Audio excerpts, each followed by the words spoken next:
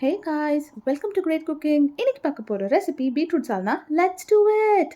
ஒரு மிக்ஸி ஜாரில் ஒரு 10லேருந்து 12 அளவுக்கு சின்ன வெங்காயம், அதுக்கப்புறம் 10 முந்திரி பருப்பு, அதுக்கப்புறம் சின்ன சின்ன பீசஸாக 10 பீஸ் அளவுக்கு வந்துட்டு தேங்காய் இதெல்லாம் சேர்த்துக்கோங்க. இது கூட ஒரு ஹாஃப் டீஸ்பூன் அளவுக்கு சோம்பு, ஹாஃப் டீஸ்பூன் அளவுக்கு கசகசா, அதுக்கப்புறம் 2 பட்டை, 3 கிராம்பு, ஒரு ஏலக்காய் இதெல்லாம் சேர்த்துட்டு லைட்டாக தண்ணி ஊற்றி நல்லா அரைச்சி எடுத்துக்கோங்க. அதுக்கப்புறமா ஒரு குக்கர் வச்சுக்கோங்க. வச்சுட்டு 3லேருந்து 4 டேபிள் ஸ்பூன் அளவுக்கு எண்ணெய் சேர்த்துக்கோங்க. எண்ணெய் சேர்த்ததுக்கு அப்புறமா நீங்கள் வந்துட்டு ஹோல் கரம் மசாலா ஸ்பைசஸை சேர்த்துக்கோங்க. அதில் பட்டை, கிராம்பு, ஏலக்காய், அதுக்கப்புறம் ஸ்டார் அனீஸ், பே லீஃப் இதெல்லாம் இருக்கும். இது லைட்டாக வதக்கிக்கோங்க. அதுக்கப்புறம் 2 மீடியம் சைஸ் வெங்காயத்தை கட் பண்ணி போட்டுக்கோங்க. இது கூட நான் வந்துட்டு 3 பச்சை மிளகாய் சேர்த்துக்கிறேன். காரம் எக்ஸ்ட்ரா வேணும்னா எக்ஸ்ட்ரா பச்சை மிளகாய் சேர்த்துக்கோங்க. அதுக்கப்புறம் ஒரு கொத்து கருவேப்பிலை அதையும் சேர்த்துக்கோங்க.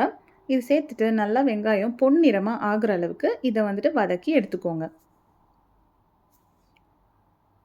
இப்போ வெங்காயம் பொன்னிறமாக ஆயிடுச்சு. அதுக்கப்புறம் 2 டீஸ்பூன் அளவுக்கு இஞ்சி பூண்டு விழுது போட்டுக்கோங்க. இது கூடவே வந்துட்டு நான் ஒரு கையளவுக்கு கொத்தமல்லி புதினா அதை சேர்த்துக்கிறேன். இது இஞ்சி பூண்டோட பச்சை வாசனை போகணும். அது அளவுக்கு வதக்கிட்டு 3 தக்காளி அதை வந்துட்டு சேர்த்துக்கோங்க. தக்காளி சீக்கிரம் வேகிறதுக்கு வந்துட்டு உப்பு சேர்த்துக்கோங்க. தேவையான அளவுக்கு உப்பு. இந்த தக்காளி நல்லா மசியணும். இது நல்லா மேஷ் ஆகிடுச்சு. அதுக்கப்புறமா வந்துட்டு 2 டீஸ்பூன் அளவுக்கு தனியாத்தூள், 1 டீஸ்பூன் அளவுக்கு ரெட் சில்லி பவுடர், அதுக்கப்புறம் ஹாஃப் டீஸ்பூன் அளவுக்கு வந்துட்டு கரம் மசாலா, ஒரு சின்ன சிட்டிகை அளவுக்கு வந்து மஞ்சள் தூள் சேர்த்துட்டு, ஒரு பீட்ரூட்டை வந்துட்டு நான் குட்டி குட்டியாக கட் பண்ணி வச்சுருக்கேன் அதையும் சேர்த்துட்டு, இந்த பீட்ரூட் நல்லா வேகணும். நல்லா வேக வைங்க பீட்ரூட்டை. இப்போ பீட்ரூட் நல்லா வெந்திருக்கு, ஓரளவுக்கு ஒரு 80% வெந்துருச்சு. அதுக்கப்புறம் வந்துட்டு நம்ம அரைச்சி வச்சுருந்தா அந்த பேஸ்ட்டை வந்து சேர்த்துக்கணும். அதுக்கப்புறம் இது கூட உங்கள் கிரேவிக்கு எவ்வளோ திக்னஸ் வேணுமோ அந்த அளவுக்கு வந்து தண்ணி சேர்த்துக்கோங்க. மிக்ஸிலே இந்த லெஃப்ட் ஓவர்ஸ் இருக்கும்ல, அதில் நான் தண்ணி சேர்த்துட்டு அந்த இதை வந்துட்டு இதில் ஆட் பண்ணியிருக்கேன்.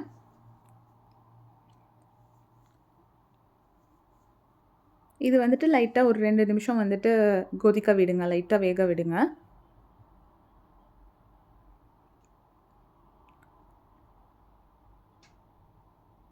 இப்போவே ரொம்ப அழகாக இருக்கும் இது பார்க்குறதுக்கு.